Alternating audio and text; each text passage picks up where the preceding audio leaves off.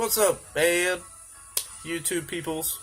My first video ever. It's probably gonna be my last one too. Is just something I came across that I gotta share this information because it was driving me crazy. I couldn't find anything on it, so I figured, hey, let's not be a dick. Let's share some information out there with you people, and hopefully it helps. So I recently purchased, probably a month ago, I purchased the IJOY RDTA box, and it's a great mod. It's a great setup. I like it. Firmware upgradable, all that good stuff. Excuse me. But I ran into the problem of a leaking tank about 2 weeks after I got it, and I've been dealing with it. It's been driving me crazy, but I've been dealing with it just because I didn't have the time to sit down and actually research stuff on it. So I started doing that today, and couldn't find any videos on YouTube, couldn't find anything on how to take this thing apart, or how to replace the tank if it was cracked, or how to fix the leak if there was a fixable leak, obviously. So I just got my little screwdriver, and I started taking screws out. It's very simple. It's 6 screws total.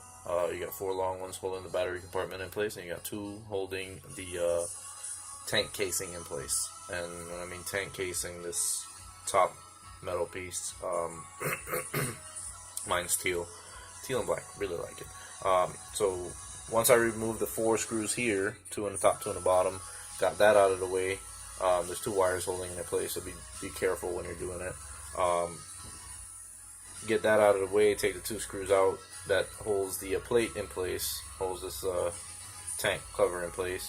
Once you take those 2 screws out, you can take the entire thing off. Obviously, you're going to want to take your RDA off and your fill cap off. And when you do that, there's the plastic tank with a silicone liner at the very top, and that's supposed to meet flush and flat with the metal cap. Mine wasn't. I had to put it back in place, and when I put everything back together and screwed the 2 screws back in, I really cranked down on those 2 screws without stripping it as much as I could. And I'm being optimistic, but so far no leaking.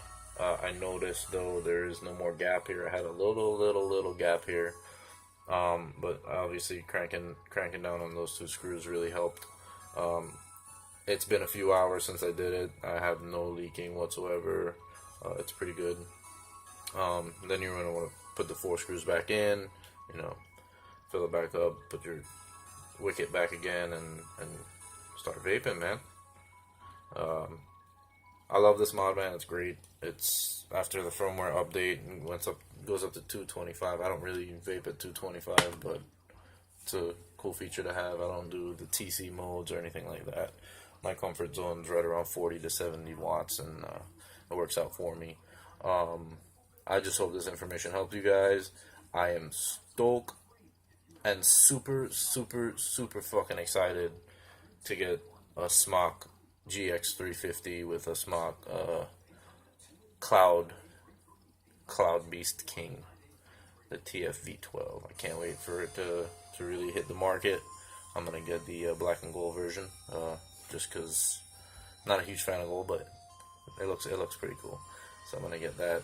Right now, while this one was out of commission, I needed something for work, so I went and got a Wismec RX 200S, and I got the big baby beast on top, the TFV4. No, it's a TFV8. Yeah, TFV8. It's phenomenal. I love it, man. It's great. It's gonna be a good one to take to work, and fits really good in my hand. So I'm good with that. But hope this information really helps you guys out, man. And I'm really optimistic about it, and I hope the repairs you guys have to do to it. I mean, I'm not a baller. I don't have money. I work a 9 to 5, so I can't just go out and buy a new one or a Smock Skyhook because it's $80 for a Smock Skyhook, and I can't just ditch the money, dump the money out there like that. But I hope this information helped you guys out, man. I really like this IJOY RDTA box, man, and I know there's a bunch of fans out there for this IJOY RDTA box, and I really hope this information helps you guys and gets rid of that leak. Alright guys, see you around!